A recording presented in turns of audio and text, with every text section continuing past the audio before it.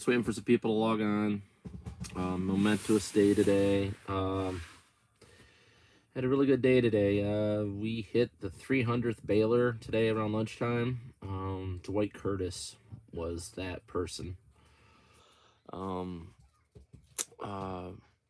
had quite a bit of bad news in my family. We got some health troubles going on. We'll discuss them here a little later. Taking some questions tonight. Does anybody think I will actually make 400? Waiting for people to come on.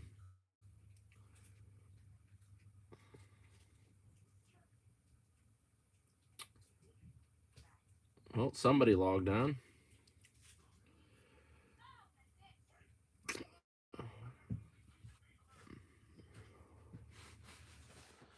Hey, Sean, how are you tonight? Congratulations, you're the first one to log in tonight. Wasn't planning on doing one, but figured since I hit lucky number 300 baler, and I ended today at 302, so we're on our pace to head to 400. So don't know if I will hit it, but it'd be interesting to see. So baler repairs count as anybody makes a phone call, and I walk them through how to adjust their baler or online internet service, or even if, and I do text people back. I call them. If the baler's fixed, that counts as a repair. Even if I give advice just as simple as hooking a spring or checking a spring that's broken, that's still considered a repair in my book, as long as it fixed the baler. If it didn't fix it, it doesn't get counted as a repair. Just want to thank Jesus for everything he's done, everything he's taught me to do, and my abilities to be able to show people how to do some of this work themselves. Going to do more online access, guys. Next year, I don't think I want to do as many balers. I'm kind of getting a little bit on the burned out side. I am 48 years old. Everybody says, oh, it should be not a problem. The lifting and lugging gets the better part of me, especially when you do gearboxes, flywheels, stuff like that. My wife bought me a crane that goes into the reese hitch of my truck for lifting up the flywheels and stuff. It's helped a lot with the heavy weight and stuff. But yeah, it's just been a challenging year, especially with it raining so much. I actually was able to catch up, which I didn't think I was going to. I just felt like I was being overwhelmed, but got a reprieve there for about 3 weeks. I was able to catch stuff up and, bang out 4 or 5 balers a day. The best day I've had so far was 7, so that was pretty nice.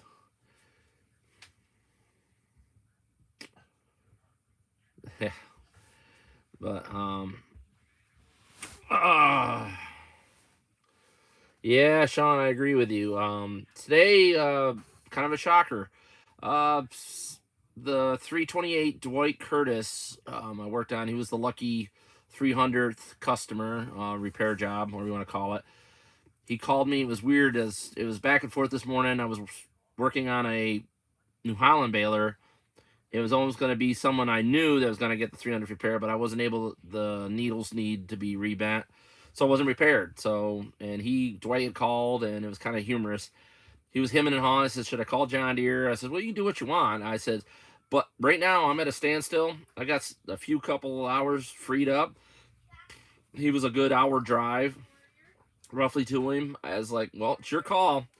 And nobody knew, not even my wife knew, that the next repair was going to be that 300th one. And he finally texted back, and it was really weird. He's like, well, give me the address. Come on. He says, I'm going to put my faith in you.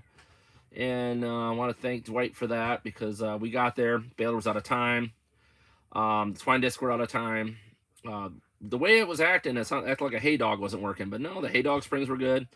Hay restrictors could be wore down in it, because I had quite a bit of spring back. But somebody, to compensate for the timing, to stop it from shearing pins, lengthen the needles back out, like push them back farther to catch the stop quicker. Don't do that. Yeah, that's not, if you start breaking shear pins, it's usually because your front timing chain, which this one was, it was stretched out and it was jumping over the teeth. So that's how far it was out of time.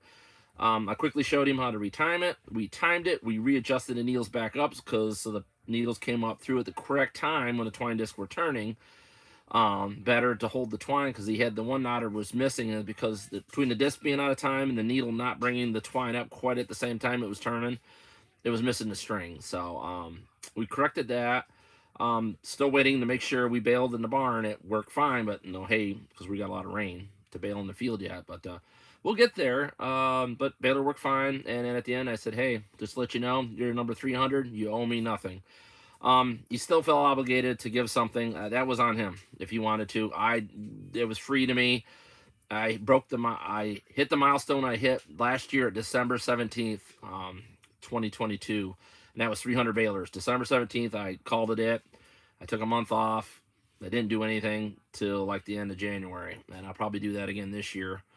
Um, I take phone calls, stuff like that, but I know as far as like physically touching balers, it's like I'm kind of a video game player. When I grew up in the 80s, a lot of my baler repair work, I can do a lot of work without actually seeing what I'm doing with my hands, by feeling, and I contribute that a lot to all my years of playing video games. 8-bit Nintendo, mainly, Sega Genesis, some TurboGrafx 16s, a little bit in there. I think then I jumped into, had all that stuff for quite a while. Die Hard. Didn't really get any of the other stuff. I played some PS2 at a few friends' house, but I didn't buy one myself. And finally, I jumped in 2000, I think it was 8 or 7. I bought, and I paid a lot of money. I didn't wait in line. I bought the PS3 when it was first released, the 60 gigabyte unit. I paid $1,600 for it. And I was called an idiot and whatever else. I got it, and to me, that was my piece of history. I got it because they were limited when they came out. I enjoyed it a lot. I still got it today. Actually got to get it. It finally started messing up a little bit, and I've had this thing a long time. And my favorite game to play on it was Splatterhouse. Really enjoyed it a lot, but I don't get much time for video games. But in the winter, I do. I play a few online games. If anybody out there wants to join me on some online games, I'm in Clash of Clans. Splatterhouse is that one there, and Clash Royale, Splatterhouse there as well. I just play those two because I feel they're kind of challenging, like chess. So it's kind of fun to have friends to play with. But yeah, huge shout out today to all the great people that have gotten me this far. I want special thanks to Jesus. He really, really came through for me, guys. I wouldn't be as good as I am if it wasn't for him, and I wouldn't even be where I'm at if it wasn't for him. So, got some questions popping up here. Let me see if I can answer them. Let me see what I got. Sorry, guys. I got to hit the button on the bottom of my screen to see what's going on. I'm only 40. No shame in using the equipment to save your body. Yeah. John Deere 24T finger and control rod causing problems 2 seasons in a row. Looking at a kit upgrade. The whole assembly ball joint instead of the bolt and nut through the bent rod. Yeah, I mean, they're a nice update, but guys, you got to remember, my dad's Tucker fingers are like, you can move them like 1.5 inches, and he dialed it in enough that it doesn't bother. And the knotters are super sloppy. He doesn't even have the cotter pins on the wiper arm, so they literally sag down, down. I mean, literally go down in. You can see them down in the holes. They don't fall out, but they go down in. And as soon as the twine pulls up, going off in the back of the bale, it pulls the arm back up and it ties a cycle. And yeah, I mean, Dad could utilize me as fixing it, but yeah, he's got his own philosophy and continues to use that baler. I've rebuilt that thing. I know he wore the auger out of it twice. We finally had to get rid of the old baler because it literally got fatigued. And no. Steep hills won't cause that. We're in New York. We got some pretty rancid hills. We use hay baskets for quite a while. They don't flip over, amazingly. They're really stable hay wagon. Kicker wagons, we've rolled a few of those. So, yeah. Yeah, guys, the Tucker Finger Update kit's worth it. If you need parts, if you want to get that kit, that'll be 607-846-5959. My wife will put that phone number up for you. I just want to thank all of you guys who support me. Call me Ross Claypool. Real good shout out to him. We got Aaron. Sean's been regular now, stopping in. You guys have questions, ask them. If you know, remember that cell phone number, 607-846-5959. That's a cell phone number, so you could text it, send a video of your knots. I'll try to get to them as quick as I can. Understand, you know, everybody's usually breaks down at the same time. There, Rachel put it up right now. Tucker Finger update kits are nice, but guys, I mean, a lot of it is Hey Dog Springs, the pins wear. I have been testing putting double restrictor plates in, like put it with a regular set of restrictor plates. I bolt another set, drill the holes, and bolt another set behind here. I've noticed the 24T ties even tighter bales with that extra set of restrictor plates so that it doesn't let that spring back of the hay, which obviously buying a set of bale skis. Patch Hendricks hasn't been on in a while, guys. He now has a job with the state. He still sells bale skis, so just let me know if you need his number. He'll hook you up with some bale skis. Hoping to get him back on sometime soon. Also, guys, I'm doing a lot of, we've got some balers and stuff, big square balers. So if you're looking for a big square baler, we're getting a lot of repo stuff from Kloss, which, you know, guys, I'm a big fan of Kloss. Really like the fact that the company's got this mentality. They really build their equipment well. They like using brand new iron in their equipment, which isn't recycled steel, which you end up with those, you know, weak spots, because technically when we recycle steel, we should separate it. Yeah, if Rachel's got the phone number, she might put it up for Patch Hendricks. But message retracted. Uh-oh. Must be we did something wrong. But if you guys got any questions, comments, I'm going to try to get on more and more. I'm sorry about the summer. It's been hectic. I could use some prayers for my family. I've got a brother-in-law and my sister. Brother-in-law is having a lot of medical complications. He's in ICU. Use some prayers for him. Work God's magic in there. My sister Lori can use them as well. She's just really tough times for them. Wears on me a little bit. We're in the process of trying to get some property and stuff, and lock in, you know, something more stable. I want to start doing like a lot more parts machines. Try to knock the prices of these parts down. Some guys, possibly build a semi machine shop to just manufacture parts ourselves to try to keep the cost down a little bit. This is getting crazy. I ordered a bearing for a wheel for a New Holland baler, $152, and it just called aftermarket, and of course, yeah, it was down to like $32. But I want a big shout out to Lyle Rovenal, down to Rovendale Ag Barn down in Wysox, Pennsylvania. Big shout out to him. Guys, great parts guy, knows his equipment, knows his balers. Can't ask for a better crew. His brother Darvin, they're just great guys. New Holland Binghamton as well. Bear with us up there. They know a little bit about baler stuff. We're not quite there yet, but we'll get there. But if you got questions about older equipment, Lyle will work with you. Just really patient on the phone, friendly. I think I've tried to make him mad, and he never gets mad. So I think he's got the patience of a saint. So a huge shout out to Lyle Rowan down there, to Rovendale Ag Barn in Wysox. He's in the parts department. I think he's head of the parts department. They got a great staff down there. New Holland Binghamton, they're getting there. They're working around it.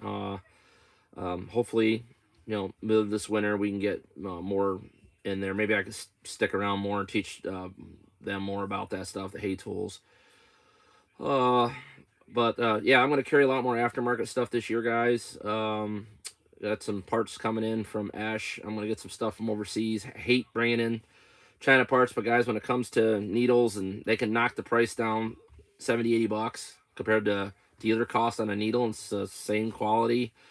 I haven't seen much difference. It's all about saving the dollar, guys. You know, yeah, I love to sell American-made stuff, but not when it costs like this. You know, we're all on a budget here, you know, and trying to fix these balers is getting quite costly. Biggest thing, guys, is maintenance. Remember, I figured out, well, it took a lot of math, but we figured out a cost. Every bale that comes out of that balers is 5 to 7 cents of wear per bale, depending on the density of the bale. If you're doing under 30 pounds, it's definitely on the 5 cent side. If you're going above 30 pounds, because there's extra wear on the plunger, extra wear on the rails, the chamber sides, unless you got bale skis in. But the hay dogs, everything's under more pressure the tighter the bales you make. So it puts it up to that 7 cents per bale mark. So that money every year, if you're doing 20,000 bales, you should be setting aside that much money for the maintenance when you need to do it, or port towards on purchase of another baler, which you're getting behind on comments. They're way behind. My wife. I put Patch's number up for bale skis, and we are still working on getting the site up. I'm not very good with technology.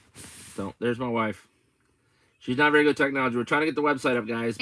But we're also trying to do the website. We're trying to ship parts, be an operator, fix things. We have 2 small kids and family issues. So yeah. All right, I'm back. So you're getting behind on comments. Oh, I'm getting behind comments. Okay, let me look. Okay. Those are the ones I just stressed. Okay. And I let Patch know that we put the number out. Okay, Mr. Handyish. The best thing to do is the baler phone, the RNS egg service phone, is a set to cell phones. I make I've never heard him called that. That's really funny. That's funny. We have a few customers with draft horse. Yeah, with draft horse and stuff, guys. We're gonna be bringing up a lot more motor kits, guys. PTO parts are getting crazy, and people laugh, but my motor balers, I hook them behind my pickup truck. I put it in 4-wheel drive low, and I go around the field. I swing the baler over, turn the mirror on. I got AC radio, and I'm baling bales on the ground, or you can hook a wagon behind if you want to. Harbor Freight motors are really good now. Yeah, the Harbor Freight Predator motors, guys. We got the kits. John Deere's, New Holland's. Some of the kits will adapt over to International's okay. You put a Predator engine on there. I mean, you can bale a lot of hay quick, and you don't need a high horsepower tractor to do it. So, just to let you know, there's motor kits out there. We even got guys want to go back to, playing around with horses, pulling them. We have the dolly wheels that go on the front hitch of the balers, so you can pull them with your horses. So, we show you also how to set the governor speed on the engine to get the right plunger strokes per minute for the balers, so you're not overrunning them. So, any questions out there, guys? You can call the baler phone number. It's a cell phone, so you can text it, send pictures, comments, give your part orders you want. Try to get back to you as soon as we can, but forgive me. What happened? I must have missed something. Someone's sending lively comments. Mr. Handyish, a bale ski is a plastic liner, and what it looks like, if you've ever saw the John Deere bale chambers or Massey's, it looks like cheese grater plates. It's like, you would grate cheese on. What it is, it lets the hay go by, and then it grabs it and holds on to it and won't let it go back into the bale chamber. It's kind of like an extra set of hay dogs. The bale skis are the full length of the bale chamber on both sides. So they really grip the hay as it goes through and doesn't let it spring back into the chamber. Makes really nice bales. It straightens out a lot of banana bale problems. I help them. They do offer a 14T bale liner kit now for bale skis. So it's a little more intense to put in, but you got to drill a few holes, guys, bolt it in. Takes a lot of wear off your bale chamber. Worth the money? Yes, very much. Patch Hendricks offers those.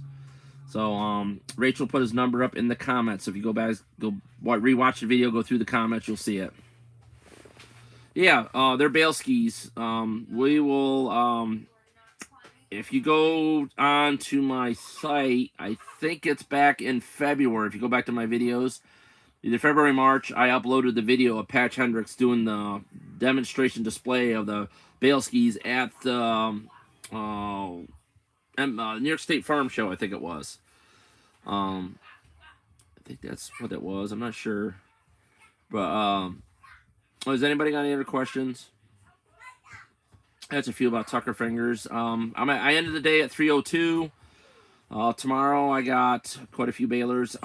Big exciting news, guys. You guys are gonna be the first to know. YouTube only. I'm gonna cut out the Facebook. You guys on Facebook are tough out of luck. Say ants, please. I don't know what that means. But I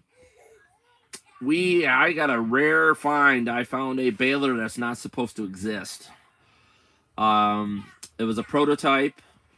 It missed somebody destroying it. Ended up in a location, and I've got that baler coming in. So I'm real excited. You guys are gonna be the first ones on here to see it. And yeah, it's really gonna be exciting because it's rare. It's according to the company, when I called in the serial plate on it, they told me it didn't exist. It got destroyed back in the early 60s. And I'm like, yeah, it didn't. So it's just it's gonna be a rare find. I'm gonna reveal it here live on YouTube before Facebook. Anybody else knows about it, you guys are gonna get the first live video of this machine when it comes in. It's pretty rough, but we're gonna restore this thing back up to its former glory. It's probably gonna go in the field for a little bit. That's it. And once it's done, guys, it's gonna be parked inside, and it's just gonna be a showpiece. That's all it's gonna be for the rest of its life, because it's that rare. It was a design. When they designed it, they put a lot of updates on it, and they didn't know if it was gonna work, so they took it out to the farms, and it was painted a totally different color. And they went out there and they just bailed with it just to see if how it would work. Well, it worked great. So they put all those updates onto their main production line, so it worked good. So the machine was supposed to have been, gone, but somehow it slipped through the cracks. Reportedly, it's supposed to have been destroyed, gone. It doesn't exist. Well, it does exist, and it makes this pretty rare a prototype. So I'm really happy to get it, guys. And everybody on Hay Baler Nation on YouTube is going to see it first before anywhere else. And just want to thank everybody. We're going to restore that thing back up. I got to take some pieces off other balers. It's missing some stuff. So,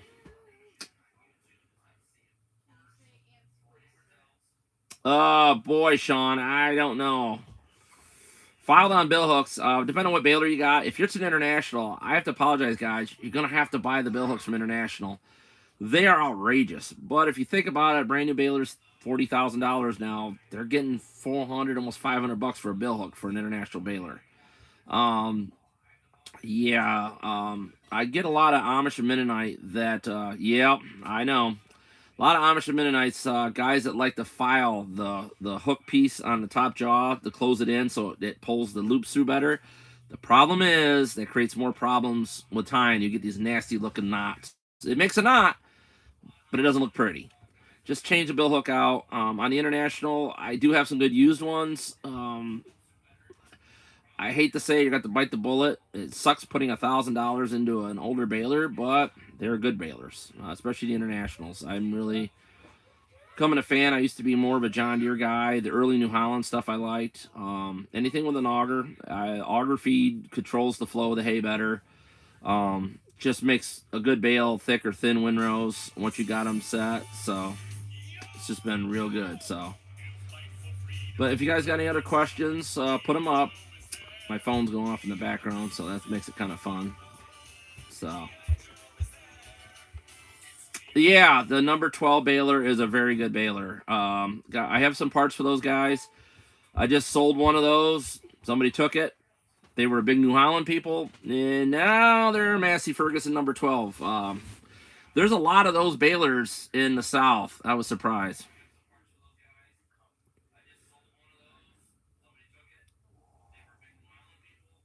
And yeah, they were big New Holland guys. And don't knock other brands, guys, because the basic design of the knotter is the same. I mean, it's the McCormick Deering knotter, Rapsy knotter. It's all the same design. Everybody's tweaked theirs just a little bit, changed the shaft size, changed the pinion gears, the cam. So they played around with that, and it's still technically I can put New Holland knotters on a John Deere and John Deere knotters on a New Holland. It don't, on the early stuff. The later stuff I got to make bushings and stuff.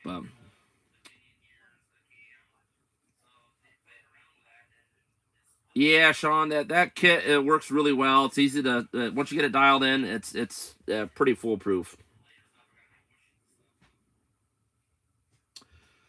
Yeah, that means you probably have to adjust your knife some more. Remember, the shims I send you guys, they're fairly thick. You can go to your hardware store and get thinner shims to put in there, because sometimes you put an extra shim in will actually cut the twine too soon and cause it to have a weird looking knot, where sometimes it'll go out the back of the chamber and it'll actually pull apart because it didn't pull both loops through, because it cut the string too early before the bill hook finished its cycle. So there's a real fine line there to cutting the twine clean, but not cutting it too early. And a lot of it has to do is, like I've showed 3 people now, they put my kit in and said, oh, it didn't help at all.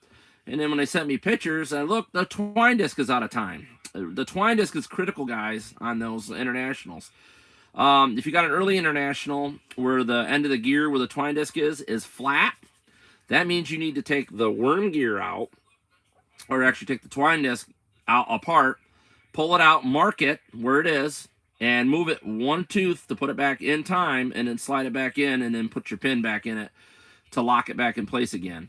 The later international knotters, like the late 46s, 37s, 47s, 56, 57s, the back of the twine disc has a double nut, which is a tapered lock gear. So you just loosen the 2 nuts, and, you know, I usually just put the nuts on the end. I heat the gear up a little bit with a little MAP gas, tap it with a dead blow hammer, and it pops it loose.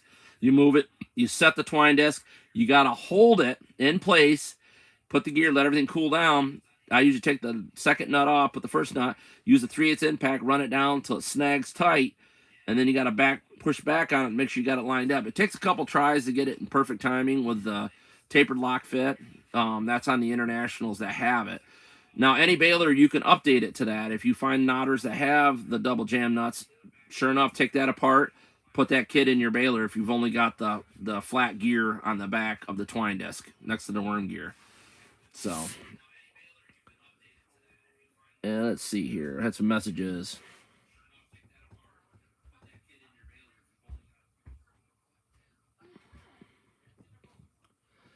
What model baler do you have? Green baler, green balers. They send their knotter stuff right up here to Penn Yan, New York.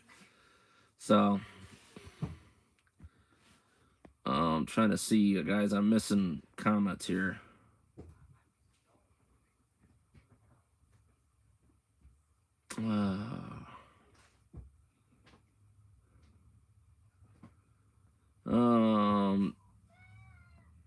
International 47. Looking over the messages, guys. Red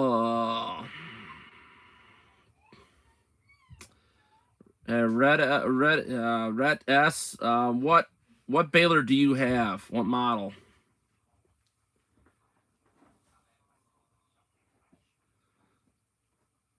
T14 Ryan. Yeah, now if they're the early knotters, is the grease fitting on the wiper arm in the back? Like there's the pin and the wiper arm pivots on the pin, and is there grease fitting on it, or is the wiper arm pivot inside the knotter? That tells me if it's an early casting or late casting knotter. I would tell you to grind the rivets off the knife, wiggle the knife off, grind the rivets off again, and then punch out the rivets and put bolts in there. Yeah, the early knotters are very heavy duty. They are very good knotters.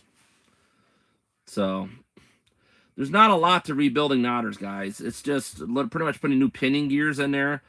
The wiper arm really on the 14T, I think, is the better design than the later ones. So I seek after them because when the knotter has issues, you notice the John Deeres, they all like to break down the side. The 14T does not do that. The early knotter, the casting's that much heavier around the bill hook, and the knotter itself is it's a lot beefier. And the wiper arm seems to work better actually pivoting on that pin instead of pivoting inside the knotter where you got to keep replacing bushings and stuff. So Rats and Massey 12. What is it?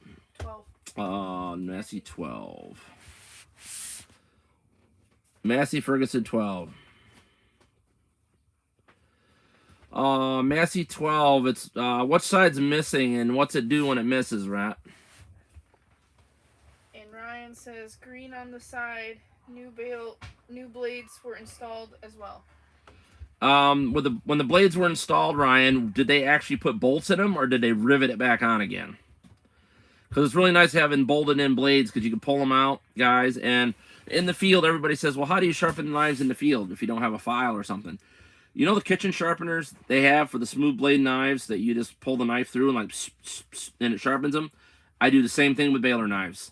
I take a pair of vice grips, I clamp on the end of the knife where the bolt holes are, and I put it down in that sharpener, you know, and it's got those two little grooves, and you go, and I pull it through 3 times, bolt it back on the knotter, bang, you're good for thousands of bales again. So, and it's a simple, quick way to sharpen, but definitely on the knives, guys, like the Massey number 12, they're bolted in knives. But the New Hollands the early John Deeres, all the way, I mean, even up some of the 7 Series didn't have bolt-in knives. They had that wiper arm that was stationary with a ribbon and knife. So it's an M8 bolt, guys, with a nut and a lock washer. So it's just a short M8 bolt. And I use a screw, and you put the Phillips head screw towards the side, like the twine disc guide. And then you put the nut and stuff on the back side, nut and lock washer. And snug them up. They don't have to be super tight, guys. They're just cutting twine. So, and keep extra screws on hand, because when you're in the field, you drop the nut, it bolt falls out, and it's frustrating when you can't find it. So I usually keep a little baggie of them in the toolbox with some hydraulic oil in them so they don't get rusty. So you can keep up with comments. Oh, Rachel brought me the phone so I can keep up with your comments. So the right side, what kind of knot is it making, Rat? Is it a loop on one end and no loop in the other? If it's the right side standing behind the baler, I guarantee you it's the hay dog next to the gearbox where the chain runs up and goes by that idler. There's a hay dog in there. That thing loves to freeze up. So you're going to need to get an inch and 5/16 wrench, because Massey loved that size on that tightener in there. I don't know why. And the bolt actually holds that hay dog. You got to loosen that up so that hay dog could drop down there, because if it ain't holding the hay back, it's not going to tie.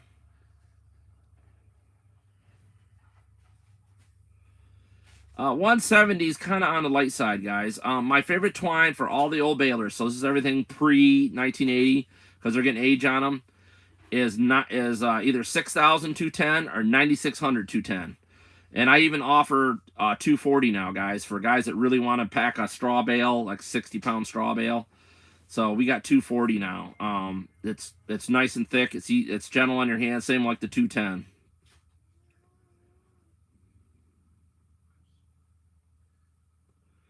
Oh, sorry, Rent. I literally, you guys have to understand, you got to keep messaging me. I don't like ignore you on purpose. You got to remember, I get buried, and I get really buried, and try to get my head above water. Remember, the squeaky wheel gets the grease. You can't give up. If you show up at me, you got my attention. Or like, the local guy there, I mean, he's literally just called, and he luckily nailed me this morning because I actually had the baler phone. So, but I'm pretty sure it's the hay dog, guys. Anytime you get misties and you don't see anything broke and nothing's out of adjustment, it's almost a lot of times either the twine change quality or the hay dogs aren't holding the hay back. So, just texted me now. I don't have the baler phone with me now, so. I got it. I just got it. I've got messages. Yeah, it would, Sean. Yeah, a lot. Okay. They're a lot nicer on your hands. 170 is kind of like, and 130 is like piano wire. So I think this is the Massey guy. Yeah.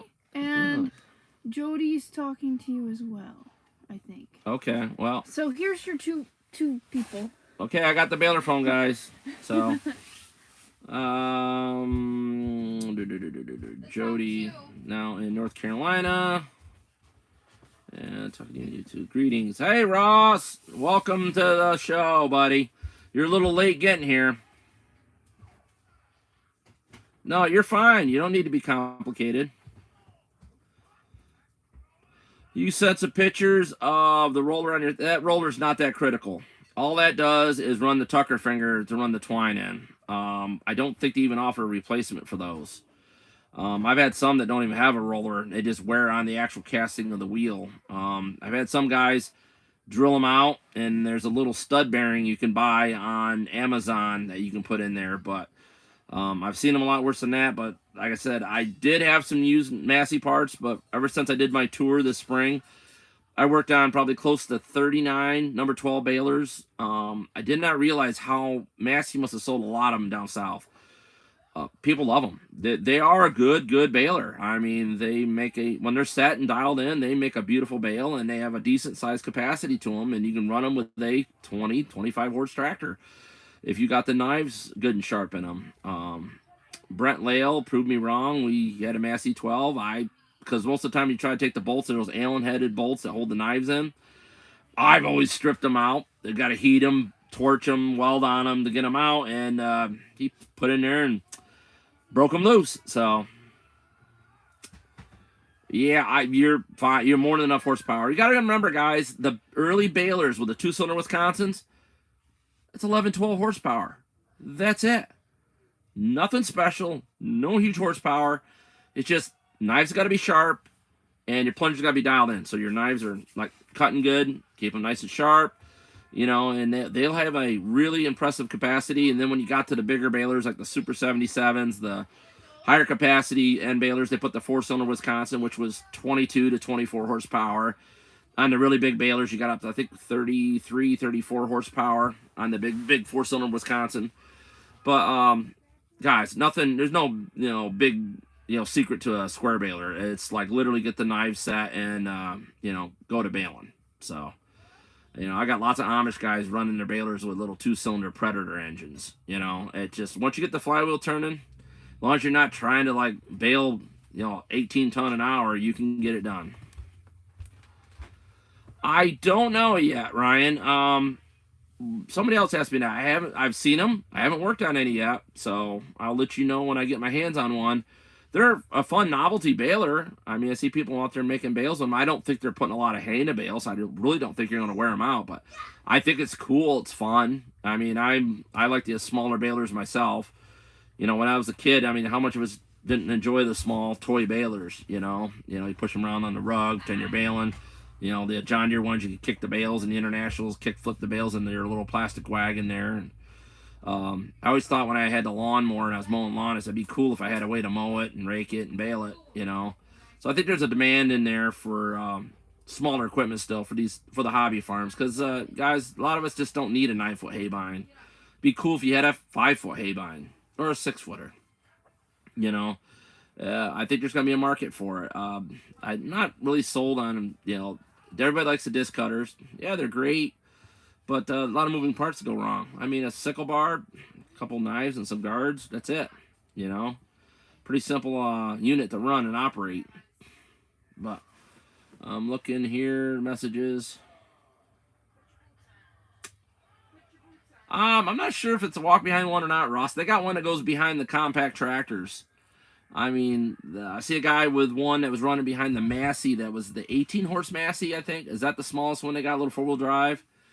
It was kind of cute. I mean, if you got a small hobby farm, it's probably all you need, because it technically puts net wrap on the bale. And even though you can go out there and pretty much pick up, I think they're like a 60 or 80-pound round bale. Not a lot to them, but they will shed water because they're round and they do have net wrap on them. So it makes it more fun for the farmer, I guess. You feel like you're getting something done. Massey 44 will go in some places. 44. That number sounds familiar, but I just can't place a tractor with that. So, any other questions, guys? Just want to let everybody know I hit 300 balers today at lunchtime. Dwight Curtis, John Deere 328. We retimed it, readjusted the twine discs, and went right back to baling. So, well, we kind of adjusted the needles a little bit too, but yeah, no charge for him. Even though he did still hand some money to my wife. I don't know. I didn't want to know what it was, because according to me, he's just he got a free job, and that's the way I wanted it. And I'm on my way to 400 now, guys. So the next one, it will be probably out if I hit 350, that'll be another donation. I'm gonna do a baler for gonna donate a baler, guys. I don't know which one yet. I'm gonna fix it up, make it run bale. I'm not gonna paint it up, and it'll come up for auction. and it's a silent auction, and it's all the proceeds from that baler sale will go to benefit Crossroads Family Ministries youth group, which is putting kids through camp, giving them paying for their food, their shirts, their hats, everything for going to camp, having a great time, so they don't feel left out. You guys have helped. We put a lot of kids through camp this summer. I want to thank everybody that bid on the Oliver baler, the 520, people that have donated money. We're just been a great outreach. We're going to do another one this fall, and I'll probably do a couple more balers next year as well. We're trying to get some BALERMAN merch around, guys, some shirts and hats and stuff. Once Rachel figures out what design she wants to go with, you have to understand there's just me and Rachel now. We have nobody else. And between the two kids, Rachel's busy. She does get packages out pretty decently, and I'm doing all the repair, and I try to take phone calls when I can. Bear with us, guys. We're not in a position to want to hire anybody because it's late in the season, and this job isn't easy. You have to understand when people are having baler problems, what they're talking about. You can't ship them the wrong parts because that's just costly on both ends. You know, the return shipping. So, let's see. Any other questions?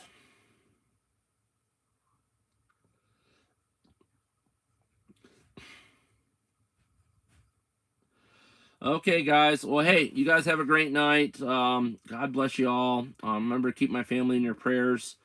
My sister and brother-in-law, he's in ICU, so your prayers are much needed. Huge shout out to everybody that has stepped up and helped me. Chip Hollenbeck helped me do the farm shows. Big shout out to him. Like I said, Rovendale Ag Barn, New Holland Binghamton, and everybody that helps support me and keep me going. So I also want a big shout out to Jesus. He taught me what I know, guys. I'm trying to share it with you. If it wasn't for him, I'd be nothing. You know, I owe everything I know and everything I do and all my charity to Jesus. So if you guys learn anything, Jesus is my teacher. There's nothing I'm going to ask him, the creator of the universe, creator of all, that he's going to have the answer for. He might not give me the answer right away, but he always does lead me into the direction of the correct answer that I need. So anyways, I want a big shout out to Jesus. Thank you for everything he does for my family and the love you guys all share with me too as well. Have a great night. Love you all. See you later.